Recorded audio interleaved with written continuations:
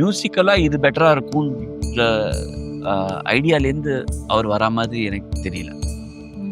இந்த சவுண்ட்ஸ் இந்த காம்பினேஷன் நல்லா இருக்குமா, எப்படி ரீச் ஆகும்?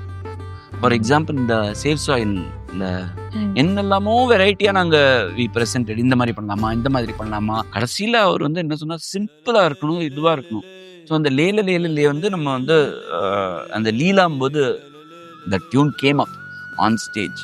Leela was long back இல்ல? ஆமா, அந்த சமயத்துல we had come up with this tune. 2005-6 அந்த டைமா இருக்கும்னு நினைக்கிறேன். 2006 இருக்கும்னு நினைக்கிறேன். ஆமா.